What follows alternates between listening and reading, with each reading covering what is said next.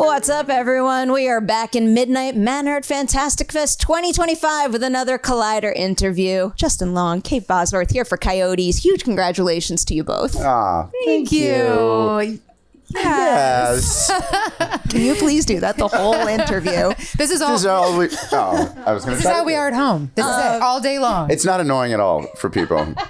I am quite enjoying it so far. I wanted to start with a broader genre question because it's come up a couple of times and now it's made me curious about everybody's answer. Do each of you have an early horror movie watching memory that first made you say to yourself, as an actor, I gotta be able to do that one day? I remember because I'm a kid of the 80s and I remember being obsessed with The Blob. I don't know why. I mean, it's a classic, obviously, but there was something about like this oozing, like, I don't know, mess of something. Yeah. It was just, there was something that I don't know why, like my young brain just couldn't understand that it was just like overtaking the world. I remember The Blob very well. It's a funny thing to be obsessed with as a kid. Also, I've always been into like the spooky things. So I was very obsessed with Ouija boards. And if I'm an only child, so if I was driving with my parents, I would beg them to pull over to cemeteries so that I could go and explore the cemeteries. So I don't know. I feel like I had like a little bit of Wednesday Addams in me as a kid. So speaks to me. Yeah, I swear. I love all the, and Justin and I love like ghost. We always ask about ghost stories of like haunted places. Yeah, we do. We've had some paranormal experiences. Oh, can you please tell me a story? There's a great place near where we like to go in Massachusetts, and it's an old inn. It's from the 1770s called the Red Lion Inn, and there's a room there. If you go on TripAdvisor and you can see there's room. I think it's 301. There are countless reviews that say, and most of them are prefaced with, I don't believe in this kind of stuff. I'm not. And yet I had this experience. And it's funny because the experience is often about, this is so weird and specific. People feel their toes getting tugged in the night when they're sleeping. Toe tugging. Some ghost in this room had a thing for toes, I guess, and likes to tug. So a foot fetish. Just, yeah. It's the next movie. I was going to say, that's the title of the next horror movie. We didn't get our toes tugged, but we were in another room in this hotel and the bed, it's probably not worth sharing, but we had a real experience that was, there's no other way to explain it, and we love that stuff. Whenever we go to an old place, we always ask about, and I love hearing people's haunted experiences. I'm endlessly fascinated by everything in that department. Wait, so I have to go back to the other question. We have The Blob, and then what's yours? I don't know it.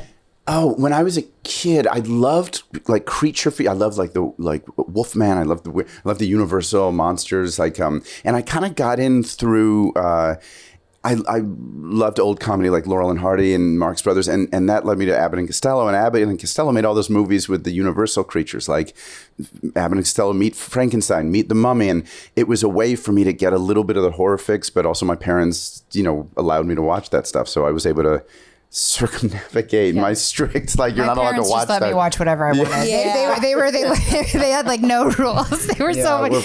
But you're lucky. But I also loved Dark Crystal. I don't know if that. I don't know if that. It counts, right? It's genre. That's what Fantastic Fest is all about. That's why I always call it a genre film festival and not just horror, because I feel like people out there, they just box horror into something that's way too small than what it really is. I was very young watching these things. I remember being like 4 or 5 years old watching these things, which is, yes. So I was envious of kids. A little more advanced. It shows, and we now see the results of that. Everything's fine. We're all fine because of it. We live to tell the tale.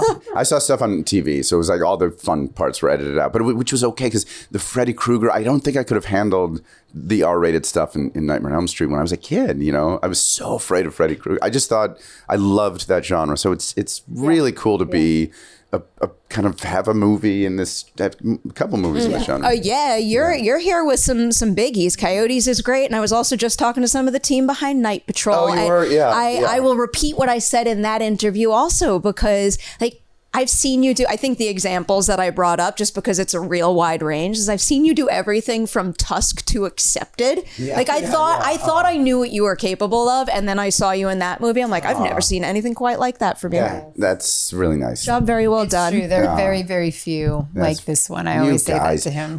That's kind. He's a Swiss Army. You never know what's going to come out. You know how much I love hearing compliments. Well, like the Swiss Army knife comparison is good. And then also I was talking to the Collider team before you two came in, because everybody always wants to like bring up things to ask you about or points to make. And everyone's like, ask Justin about being like a certified Scream King now. Like when literally the entire Collider team, and I am very much included. I back that. Like, what does it mean to you to have earned that title in this space, which is quite special? That is how he asked to be addressed at home. I hate to, you know, kind of spoil it for you, right. But that is the only way. I announce. We wake up in the morning and I say, "Good morning, and he goes, Justin, Scream sorry. Yes. King. Yeah. Your Majesty. And I'll scream if she doesn't do it. I'll just start to remind her. Sometimes he just wakes up and screams at me. Yeah, shrill right in her ear, just to remind her. It's like you said, it's special. I mean, it's for a kid who loves this genre and grew up wanting to just watch these movies, to get to be a part of them, and then have people recognize that. It's so cool. It really is. It means, and the fans are the best. I mean, the fans, they're here. You know, that's why I love this festival, because there's a real. I'm among them. I'm not a fan of myself, but like a purity to these kind of movies, and there's an imaginative quality to them that I just love. I mean, it allows you to really play, and I love to play, and so it's. I feel lucky. I also, if I can speak about him for a minute, because he can't speak about himself, but I think that, I mean, I'm your biggest fan, I think. But I think I know why people are so drawn to him in this genre is because he's so truthful as an actor. I mean, in any genre he is, but I think that to approach this genre with the kind of authenticity and groundedness and honesty that he does, it sucks you in completely, because you're already in the state of disbelief with horror. So I think anyone who wants to like be totally drawn into this world, he'll just suck you in because you believe it. I will say though, it's true of both of you in this Lauren's movie. getting a shot of me being massively uncomfortable. Aww. I agree. I'm gonna make sure there's more opportunities for you two to make each other uncomfortable, because I love forcing people to give each other flowers. Well, that's one of I love working with her for many, but like it's the truthful nature that you have on screen that is so. It makes it so much easier. I mean, it makes it. You're just so authentic yourself. So. What comes around goes around. It's truly on display big time in Coyotes also, because I was reading the director's statement, and there's a big emphasis on fun, and I do think you can have fun with Coyotes, but also like the thrill is only going to be as effective as your performances are authentic, and they do feel really grounded but playful enough, which I think is a really interesting balance to be able to strike. But backing up a little, when this opportunity comes your way, what is it about this material that makes you think to yourself, like, I've had experience in the horror genre, but this is going to let me tick a new box that might be creatively fulfilling for me in a new way? I was very much drawn to like the razor's edge of you've played more in this space, but the razor's edge of like comedy and horror. And like I always say, this movie is almost like if Spielberg and Tarantino had a baby, so you have this like family adventure kind of like Tarantberg. Like, I'm always open to that, and spoonerisms also.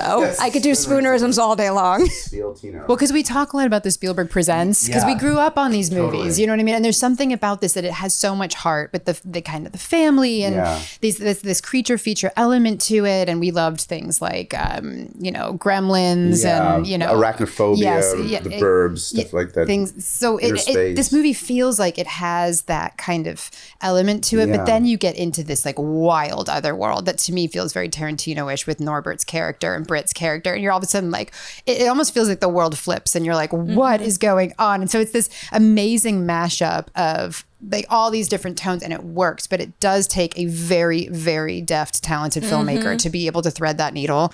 And so I remember I read the script. I read it. I only say I read it because Justin was directing Fur Babies. And so he was like totally Fur Babies. It was indeed a Critics' Choice nominee last year too. Well, let's give him more flowers. Oh, happily.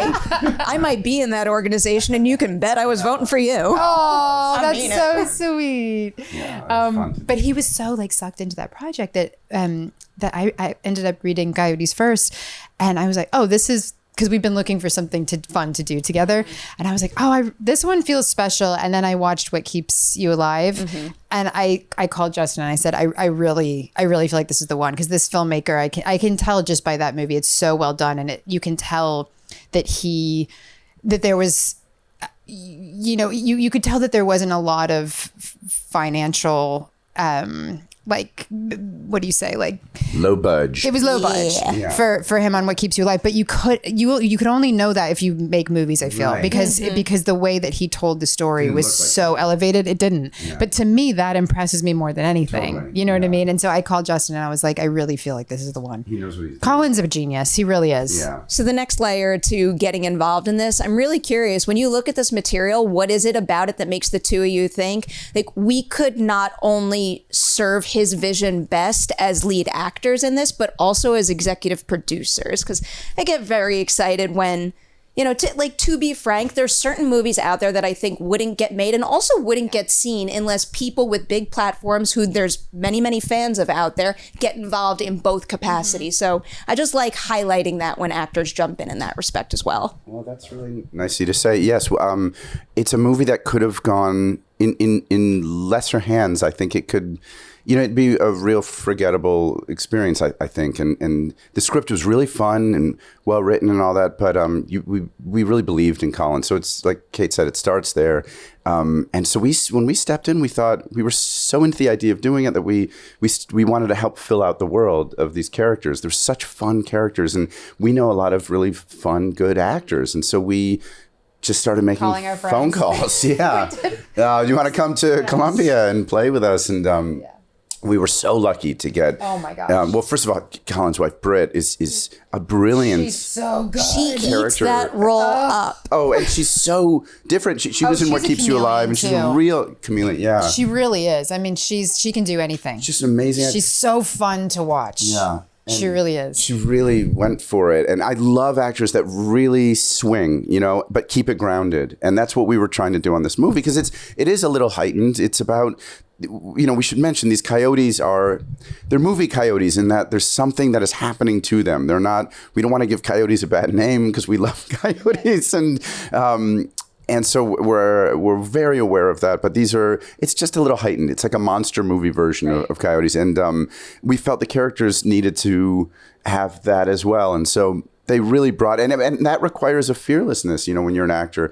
Actors usually want to just play it. A lot of actors play it safe, and so Norbert Leo Butz came in, and he yet another one that just swings for the fences in the best possible ways. Norbert, we couldn't stop laughing. Oh, I mean, it was with the scene with me at the door. I mean, I was like, Norbert, you have this is insane. Like, it's so good. I love just watching them interact.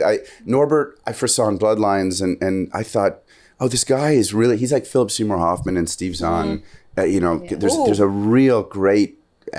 He's just special, and he is an alchemist. He is, What he does with this character, and so much of it was his idea, the earring, the way he really goes for it, how coked up he is. That he's so believably coked up. He's just so funny, and Keir O'Donnell's an old friend of mine, and he's such a great character actor. And he can do anything too. You see Keir in movies, people often don't recognize that. When I point him out to people, like, oh, you were Todd in Wedding Crashers, or you were in Paul Blart Mall. People can't connect it because he's that good and different. It's one of the highest compliments in your line of work. For sure. Totally, yeah. So we got there. Kat McNamara. She opens the cold open. We needed somebody who really got people in, and she's so believable. Oh my gosh. It's such a character that is such a character, because she's like the sweetest person ever. I don't know if you've spoken. She is just the loveliest human being, and so to see her just be like, so she's a very specific girl in this movie. And she's very playful too. She is. She loved getting, like Colin would give her these notes that were so good, and she reminded me of, I watch a lot of The Bachelor and Bachelorette, and people in their 20s, they have a certain way of speaking now. Like, instead of they add an extra vowel at the end of certain words, like go. Like, if you're saying go, like go, I said maybe try saying go. And they're like, go, people add that vowel. And she was like, oh my God, she picked it right up, and she was so playful, and that's not easy to do when you're just stepping in for, a night or two. Yeah. She was great. We got so lucky. Yeah. I'm just like hearing all of like the younger folks in my life speaking exactly like that. Oh my! And then this boomer is like explaining about like, I you know how feel- young kids talk now. I feel like millennial, like my friends and I, like we're busy running around still like shortening words. Yeah, I know. I don't got time for that. I know. A whole extra syllable. Totally, yeah. That's funny. Yeah. So I want to go back to forcing you two to give each other flowers. You clearly know how talented the other is, but can you single out a specific something they did on Coyotes that made even you stop and go like, my God, I knew you were going to be good at this, but I never realized you'd be able to take it there. I have two that come to mind. That's a good question. That is a really good question. I feel like that, and I feel like that all the time. I really mean that. It's hard to single out too. Then I'll go first. Okay. One was there's certain moments. I know what you're. I thought there's certain moments like the fire extinguisher. Mm-hmm. I thought. I know him. Okay. I know the one in the garage. Yeah. Oh, that one was amazing. That was, oh God. That's a good one to talk about because it's there's certain things that like that is a good one to say. Yeah, because there's certain things like you read. Like there was a moment in Die Hard where I had to say a line that was like, no, the action movie line that was like, no. And I was like dreading it. And so there's certain things that you kind of have to do because it's the movie. It's part of the movie. And there was one of those in Coyotes that Kate had this line and I was like kind of dreading it for her, which was like. Well, and he had one right out. It was we both had double. it. Yeah. It was, and also we were, sorry, this is calling the place. But because we were like coming right up to lunch, do you remember? Yes, our stomachs were. We were like there was extra tension, so we had to get these two lines like very quickly, and so and Justin and I, this happens to us. We get the giggles, and it's uncontrollable, and it's so it's uncontrollable. Like farting in church. It's like you can't stop, and it's like and even when the crew's like okay enough, and like, then it's worse because we're like oh no, people are mad at us, and so then it becomes like nervous laughing. But I know what was the line? It was. I think they wanted to eat you. I said, so the line was, yes, I said, I think they wanted to eat you. And like, it's not an easy line because it's a crazy thing to say. I think that animal wanted to eat. So you really have to commit, but not too much. You don't want to emphasize it too much because then it gets a little too crazy, You got to like, just it's just a little bit. And then Justin's response was, maybe just a nibble. Which it was not easy to sell. It's the wink, so it's the needle thread, as if you can get it, it's super fun, but it's like just on the razor's edge. But that's the time when knowing each other too well sometimes it is a problem. It was. Because I couldn't quite look her in the eyes because we both knew how much the other was kind of struggling with that line. I kept having to say, Justin, I'm serious. You have to you have to be serious for a minute because I get panicky because I'm like, oh no, I'm just going to keep laughing. I'm not going to be able to do this. I just started saying it like a bunch of like throwing it away, like maybe just a nibble. Yeah. Maybe just a nibble. And then I just make sure we get that line. One thing. But I was thinking of the fire extinguisher scene because that's another scene where you go from these really like tender moments with Mila, who's also so good. Mila Harris. Oh, she's so good. It's phenomenal. We were so relieved because you never know within. And she's another one. I'm sorry, just to No. I'm going with my thought. Okay, good. No. But just she's so she could improvise like that, and it's like that's a skill that it's very difficult to teach, especially for someone young because their brains are like going a million miles an hour, and she is so talented. Like really. And a really nice person, which is, I feel like equally rare when usually those two things don't live side by side. It's like if you have that kind of talent and you're that young and people are telling you how great you are but she's got really good parents, obviously. And she's just a good kid. And she was like humble and like showed up and was really great. Wonderful. So that made it easier too. It's the same way us being married it made it easier, like we're a little family. Yeah. And care for her and root for her in the movie. And so you would have these great scenes with her, really tender, like maternal scenes, loving. And then you were like, fuck, you were like Ripley, with the fire extinguisher, like, you had these great, like, action. I mean, I loved seeing those swings because that's not hard. That's not easy to do. And then a beat of comedy, and you really danced on that line. I loved watching it. It was fun. Thank you. If I may say one please. More for him, was your scene in the garage. It was like a heavy emotional scene, and I think like we know Justin so well in this like genre space and certainly the comedy space. But I tell him all the time, I'm like, please can you do a drama? Because he's so Specifically said good. she wants me to do an erotic costume drama. Oh, Yeah. See, this is possibility. him Yeah. doing this with the flowers. This is what he's doing right now. He's deflecting, but he's so good. And I don't know if anyone's seen him like. I mean, Tusk I think had a lot of that, which was to me why it's so brilliant, because it's like anyway. But that scene in the garage was just such a like an important. To me, it's like the heartbeat of the movie. It like hinges on that scene, and he was just so good. We wanted to give it like fill it out with some real we wanted people to care about the characters, and so Colin was very smart about that too.